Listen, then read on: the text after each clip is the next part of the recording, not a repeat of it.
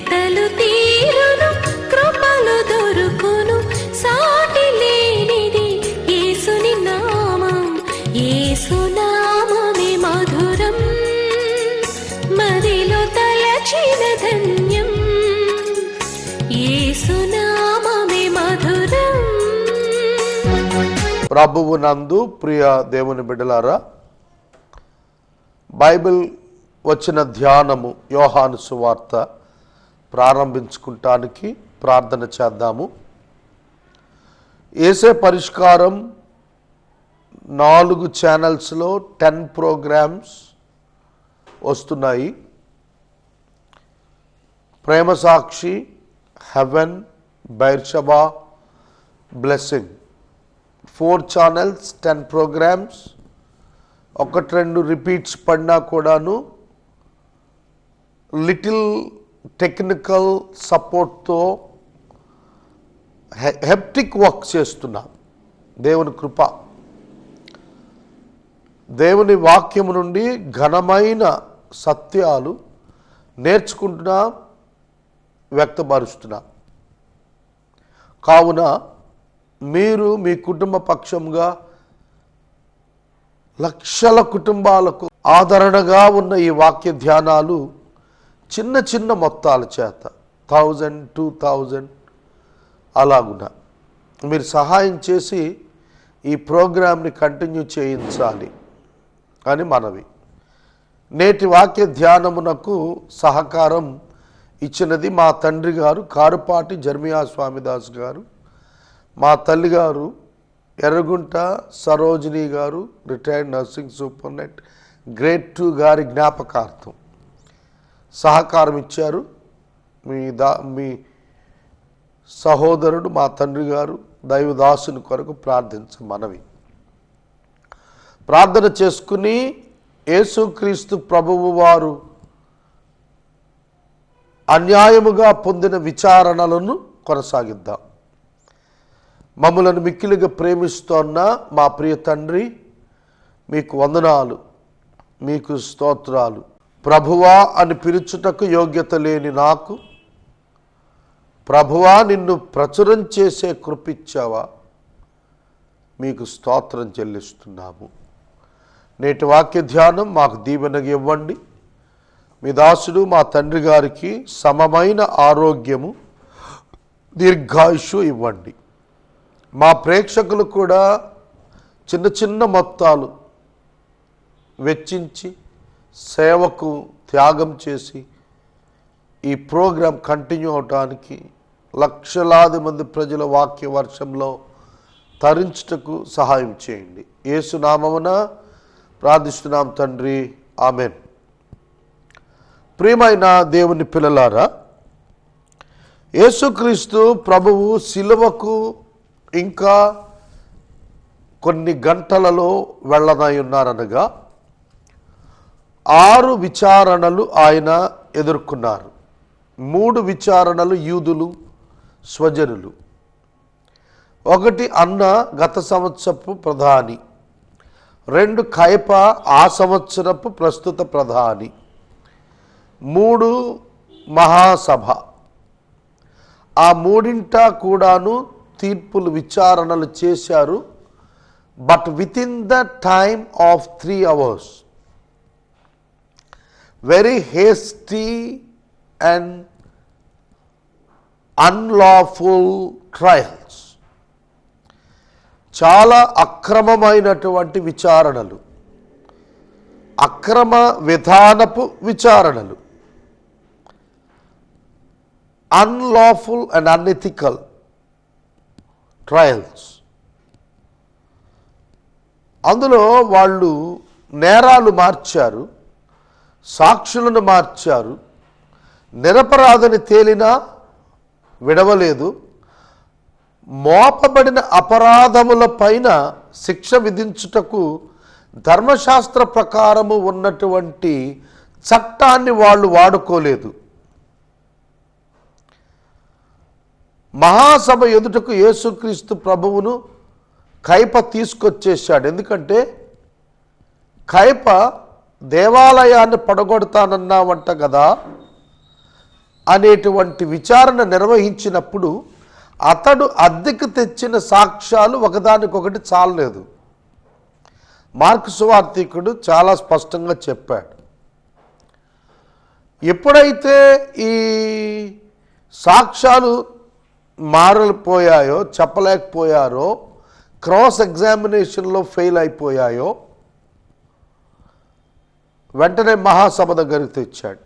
అప్పుడు తెల్లారుతోంది, ప్రజలకు అవగాహన వచ్చేస్తుందని తెచ్చేశాడు.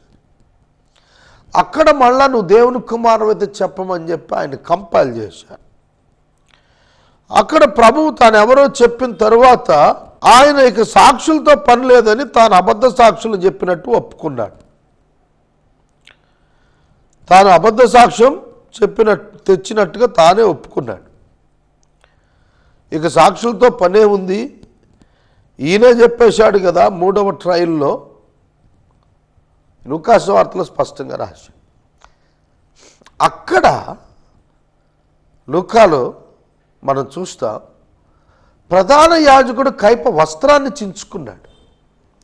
లేవికాండం ప్రకారంగా ప్రధాన యాజకుడు వస్త్రాన్ని చించుకుంటే he will be disqualified to be the high priest on the day. ఆ రోజు అతడు ప్రధాన యాజకుడిగా సరిపోడు. గుర్తుపట్టండి. There Jesus became the high priest for us on the cross,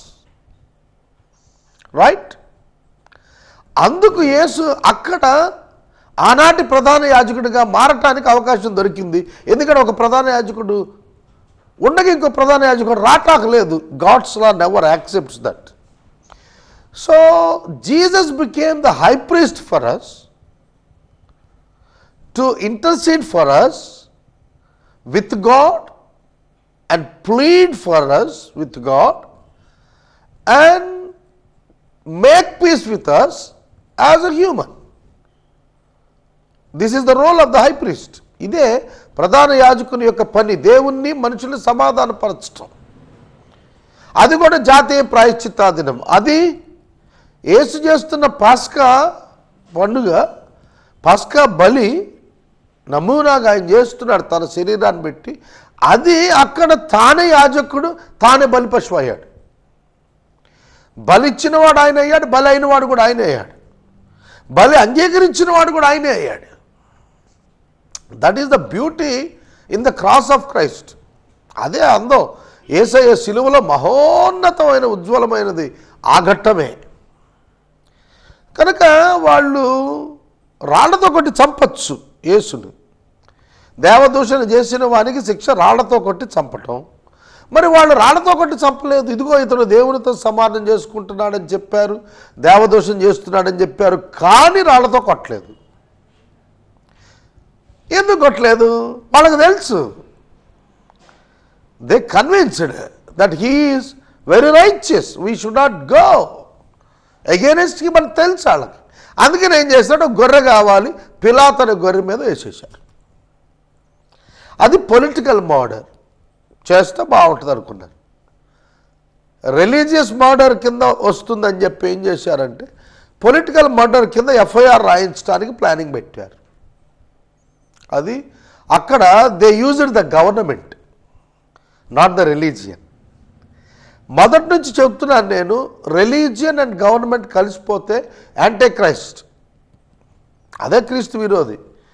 క్రీస్తుని శిలువ మీదకి ఎక్కించింది రిలీజియన్ అండ్ గవర్నమెంట్ కలిపి. యూదా మత నాయకత్వం, రోమా ప్రభుత్వం రెండు కలిపి కదా క్రీస్తుని శిలువ మీదకు తెచ్చాయి. కనుక క్రీస్తు విరోధి పాలన మత, ప్రపంచ మతం ఏకమతం మరియు ప్రపంచం ఏక ప్రభుత్వం కలిపి ప్రపంచం సింగిల్ యూరోలో ఖచ్చితంగా వెళ్ళిపోతుంది 7 ఏండ్లు యాంటీ క్రైస్ట్ కిందకు. అదే బైబిల్ ప్రవచనం. ఇక మరలా సిలువలోనికి వస్తే మనం 3 తీర్పులు, మనం అన్యుల తీర్పులు చూస్తాం. 3 ట్రయల్స్ బై జెంటైల్స్. అందులో 4వ తీర్పు, 6వ తీర్పు పిలాతు తీర్పులు, 5వది ట్రయల్ వచ్చి యోహేరోదు తీర్పు. అసలు కొన్ని విచిత్రాలు ఉన్నాయి బైబిల్లో. మనం ఐడెంటిఫై చేయట్లేదు, చాలామంది చెప్పుకోవట్లేదు, నేర్చుకోవట్లేదు. కానీ సేమ్ డే అదే రోజున పిలాతు హేరోదు మిత్రులయ్యారు. పిలాతు హేరోదు మిత్రులయ్యారు. అప్పటి వరకు వాళ్ళిద్దరికి వైరం ఉంది, ఇప్పుడే మిత్రులయ్యారు. సేమ్ డే అదే రోజు గెస్ట్ హౌస్లో హేరోదు ఉన్నాడు, పిలాతు భవనంలో ఉన్నాడు. యేసును అదే రోజున ప్రధాన యాజకుల బృందం హేరోదు ముందు సాయంకాలం ఉదయం 6 గంటలకు ప్రవేశపెట్టడానికి రంగం సిద్ధం చేశారు. ఆలోచించండి ఎంత పగడబందీ ప్లాన్గా వెళ్తోందో. పిన్ పాయింటెడ్గా time to time, minute to minute death sentence సేపు నడిపించడానికి వ్యూహం సిద్ధం చేశారు. మత నాయకులు సిద్ధం చేసింది. నేను అందుకే చెప్తాను ఎప్పుడు కూడా, religious leaders are more dangerous than the political leaders. In the history it's proved and it was proved also. తెలుసునా?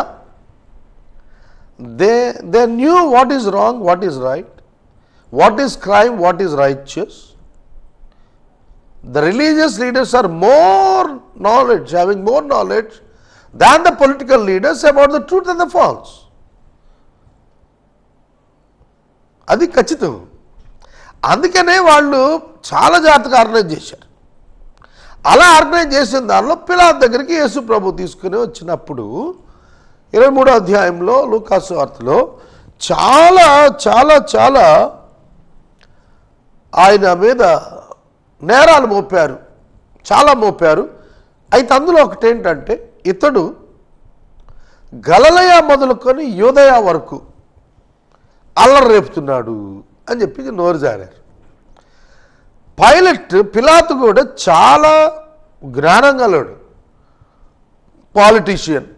అందులో వెంటనే పాయింట్ క్యాచ్ చేశాడు. ఓహో, యూదయ నా కింద ఉంది, గలిలయ హేరోదు కింద ఉంది. హేరోదు ఎట్టాగో వచ్చి గెస్ట్ హౌస్లో ఉన్నాడు, ఇవాళ ఫ్రెండ్షిప్ అయింది. Let us send him to Herod. Let us send him to Herod. Skip the ball or kick the ball into the court of Herod. He will take the care. అక్కడ అయిన తర్వాత ఇక్కడ చేద్దాం. కొంచెం జాగ్రత్తగా చెప్తానేనండి. రాజకీయం, తెలంగాణ ఆంధ్ర 2 తెలుగు రాష్ట్రాలే. ఒకప్పుడు 2 కలిసి ఉండేవి, ఇప్పుడు విడిపోయాయి. అట్లాగే ఒకప్పుడు కలిసి ఉన్న గలిలయ, యూదయ, సమరయ ఇవి తర్వాత డివైడ్ అయిపోయాయి. ఒకప్పుడు కలిసి ఉన్నవి విడిపోయాయి. ఫిలిప్పు యూదయ ప్రాంతం, గలిలయ ప్రాంతము హేరోదు, అతని యొక్క సోదరుడు పిలాతు యొక్క ప్రాంతము యూదయ, హేరోదు యొక్క ప్రాంతము గలిలయ. హేరోదు సోదరుడు ఫిలిప్పును చంపి భార్య హేరోదేని తెచ్చుకున్నాడు, ఆమె కింద ఒక భాగం ఉన్నది. సమరయ వేరొక భాగము. ఈ 4 హేరోదు ఆధ్వర్యంలో ఉన్నాయి, ఒకటి ఫిలిప్ ఆధ్వర్యంలో ఉన్నది, ఒకటి అన్యజనుల ఆధ్వర్యంలో ఉన్నది. ఈ ప్రత్యేకమైన అంతా జ్యూరిస్డిక్షన్ అంతా కూడా కైసర్ చక్రవర్తి కింద ఉన్నాయి. అట్లాంటి నేపథ్యంలో యూదులు పిలాతు దగ్గర తీసుకొని వచ్చి యేసుని నేరాలు మోపితే, గలిలయ అనే పేరు పిలాతుకు వినపడగానే పిలాతు అక్కడే ఉన్నాడు అని చెప్పి అక్కడ పంపటానికి ఇష్టపడ్డాడు. ఆవేళ వారిద్దరి మధ్యన సంధి కుదిరింది, స్నేహం కుదిరింది. ఆ కారణం చేత గెస్ట్ హౌస్లో హేరోదు కింగ్ ఉన్నాడు, హేరోదు రాజు ఉన్నాడు, కాబట్టి అక్కడ పంపిద్దామని చెప్పి అన్నాడు. ఎందుకంటే పిలాతు భార్య అతనిని హెచ్చరిక చేసింది, ఈ రాత్రి కాలంలో నేను దర్శనం చూశాను, అతనిని గురించి, అతను నీతిమంతుడు, అతని జోలికి పోవద్దు, నువ్వు బీ కేర్ఫుల్ అని చెప్పి వార్నింగ్ పంపింది. సో అందుకనే పిలాతు ఏం చేశాడు, హేరోదు దగ్గర పంపాడు. హేరోదు బాప్తిస్మం ఇచ్చే యోహాన్ని చంపాడు.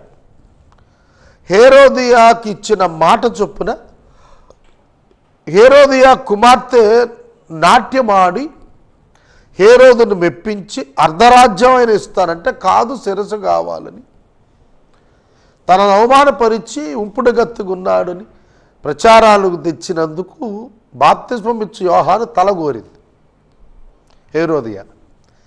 అలాగే కుమార్తె నాట్యాన్ని బట్టి వాడు మాట తప్పుకోకుండా ఆ తల కొట్టించి తెచ్చి ఇచ్చాడు. అతనికి ఇష్టం లేదు. అప్పటి నుంచి కూడా మానసిక వ్యాధితో బాధపడుతున్నాడు.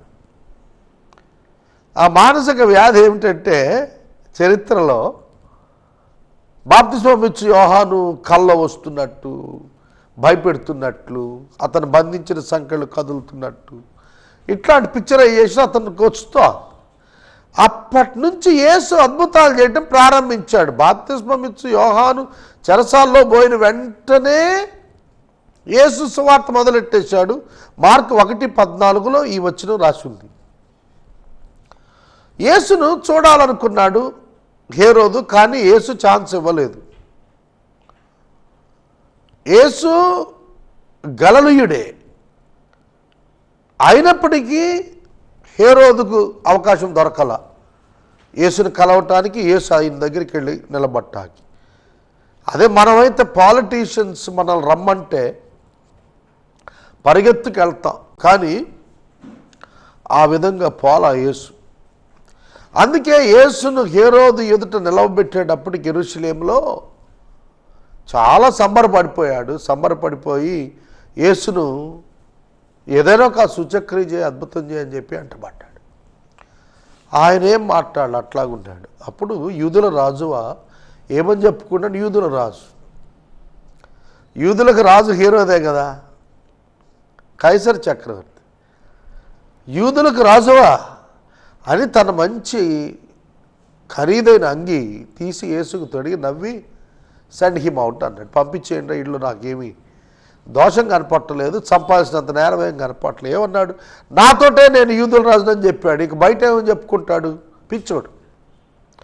యూదుల రాజు నేనని అందరికి తెలుసు, హేరోదుని. హేరోదు రాజునైనా నాతోటే నేను యూదుల రాజును అని చెప్పుకుంటే ఇక ఇందులో ఆర్గ్యుమెంట్ ఏముంది? He is a mad man. Send him out, పంపించాయి, పైలట్ చూసుకుంటాడు, మనకెందుకు ఈ జోలు అని పంపించేసి. పిలాతు 6వ విచారణ చేపట్టాడు. చాలా యత్నం చేయడానికి ప్రయత్నం చేశాడు. ఇతని బదులు నేను వేరొక ఖైదీని విడుదల చేయుట పస్కాలో ఒక ఆచారం ఉంది కనుక ఈయన్నే వదులుతాను. ఒక నేరస్తుని వదిలేటువంటి క్షమాభిక్ష, మనకు కూడా ఆగస్టు 15కి క్షమాభిక్షలు ఇస్తూ ఉంటారు రాష్ట్రపతి గారు. జైల్లో సత్ప్రవర్తన కలిగిన వాళ్ళని విడిచిపెట్టేస్తారు. ఆ రోజున శిక్షలు తగ్గించి రిలీజ్ చేస్తుంటారు. ఆ అధికారం ప్రెసిడెంట్ ఆఫ్ ఇండియాకు ఉంటుంది. అలాగా నేను నా విచక్షణ అధికారంతో నేను ఒక ఖైదీని వదిలిపెట్టచ్చు, ఇతను వదిలిపెడతాను అని అన్నాడు. అలా అంటే జనం కేకలేశారు, మాకు ఈయనొద్దు, మాకు బరబ్బా కావాలి. బరబ్బా బందిపోటు కావాలని ప్రజలు కేకలేశారు అంటే ప్రజల మానసిక స్థితి ఏంటి? వాళ్ళను ఈ మత నాయకులు ఎట్లా ట్రైన్ చేశారు? మత నాయకులు పొలిటికల్ సిస్టంలో డెలివరెన్స్ కోసం ఒక గ్రూప్ ఆఫ్ టెర్రరిస్ట్స్ తయారు చేశారు. నక్సలైట్స్ లాంటి వాళ్ళు తయారు చేశారు. ఆ గ్రూప్ లీడర్స్ సెప్టాస్, డెస్మాస్, జూడా ఇస్కరియోట్, వీళ్ళంతా ఒక టీమ్ పీపుల్. సెప్టాస్, డెస్మాస్, బరబ్బాస్ అండ్ జూడాస్, నలుగురు ఒక బెస్ట్ టీమ్ లీడర్స్. ఒకప్పుడు యోధా ఇటు వచ్చాడు, యేసు పాపులారిటీ చూసి ఇటు వచ్చాడు, పొలిటికల్ మైండ్ వాడిది. బరబ్బా, సెప్టాస్, డెస్మాస్ ముగ్గురు కూడా అరెస్ట్ అయిపోయారు తర్వాత కాలంలో. సో పస్కాలో ఆ ముగ్గురికి కూడా సిలువ శిక్షలు వేశారు. పస్కా పండుగ రోజున ఆ ముగ్గురికి కూడాను పండుగ ఆ కాన్సెప్ట్లో వాళ్ళు ముగ్గురు కూడా సిలువ వేయబడటానికి తాకీదులు ఇచ్చేశారు. అందులో ఆ ముగ్గురులో ఒక్కడైన బరబ్బాను గోరు is the key leader. He is the key leader. కొంచెం చెప్తాను, జాగ్రత్తగా వినండి. బరబ్బా, సెప్టాస్, డెస్మాస్ అనే ముగ్గురు కూడా ధర్మశాస్త్రం ఎరిగిన భక్తులే. But they are the fighters for the liberation of Jewish people from Roman government. అందుకు వాళ్ళు నేరస్తులు అయ్యారు. ప్రజలను స్వతంత్ర పోరాటంలో వాళ్ళు నడిపించడంలో వాళ్ళు నేరస్తులుగా అయిపోయారు. అందుకు వాళ్ళ ముగ్గురికి మరణశిక్షలు పడ్డాయి. ఆ రోజే యేసు విచారణ జరుగుతోంది. అందుకే ప్రజలు కేకలు వేసి బరబ్బాను కోరుకునేటట్టుగా మత నాయకులు మ్యానిపులేట్ చేశారు. సో అతనికి తప్పలేదు, ఏం చేయాలి? ఓకే, ఒకటి తక్కువ 40 కొరడా దెబ్బలు కొట్టచ్చు. మనం ఈ ద్వితీయోపదేశకాండం చదివినప్పుడు, లా ఆఫ్ గాడ్ చదివినప్పుడు, ఒక దాసుడికి 40 దెబ్బల కంటే ఎక్కువ కొట్టకూడదు, కొడితే నీచుడిగా కనపడతాడు అన్నందుకు ఒకటి తక్కువ 40 అంటే 38 కొరడా దెబ్బలు లెక్కించి కొట్టించి వదిలేద్దాం అనుకున్నాడు. కొట్టించి తీసుకొచ్చాడు, బెత్తాలతో కొట్టించి తీసుకొచ్చాడు, కొరడాలతో తీసుకొచ్చి, ఇదిగో మీరు కోరుకున్న మనుషుని ఇతను వదిలేస్తానంటాడు. So once the punishment is over, please note this point here, శిలువ శిక్షకు తీసుకెళ్ళటానికి ముందే ఒకటి తక్కువ 40 కొరడా దెబ్బలు కొట్టేశాడు పిలాతు, అయిపోయింది.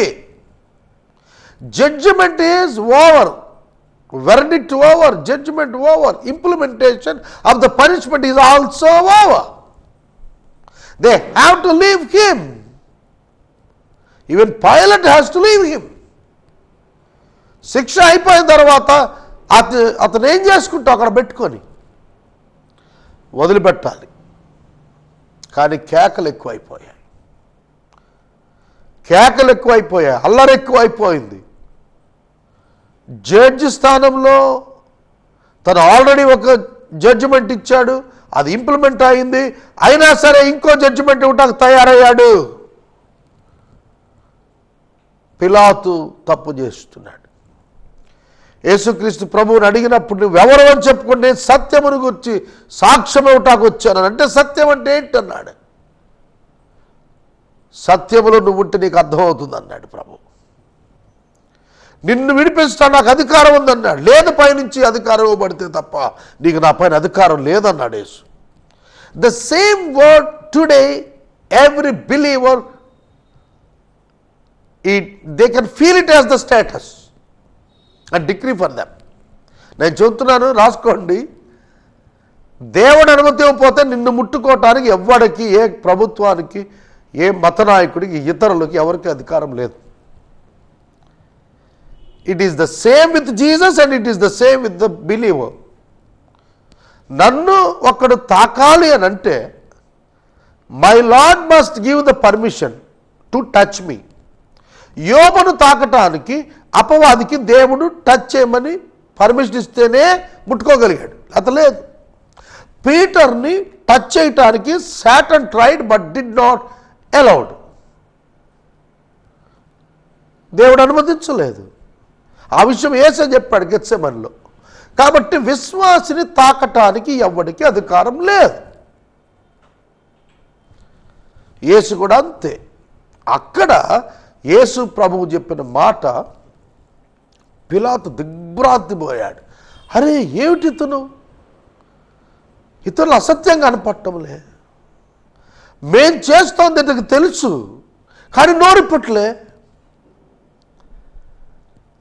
హీ స్టన్డ్, అసలు ఆశ్చర్యపడ్డాడు. కానీ కేకలకు లోబడ్డాడు. He wants to save his position and his seat. పదవి కోసం పోరాడుకున్నాడు. ఒక నీతిమంతుడి మీద ఒక డిగ్రీ ఇచ్చాడు, ఒక జడ్జిమెంట్ ఇచ్చాడు. ఏంటంటే, ఇతని యందు నాకే మరణ హేతువు కనబడటలేదు, ఇతనిని తీసుకుని వెళ్ళి సిలువ వేయండి. Contradictory judgement. నెక్స్ట్ కోర్టుకు పోతే అప్పీల్ టైం ఉంటుంది కదా, అప్పీల్కి పైకోర్టు టైం ఉంటుంది కదా. కైసర్తో నేను చెప్పుకుంటాను అన్నాడు అపోస్తలుడైన పౌలు. మాట్లాడలేకపోయారు.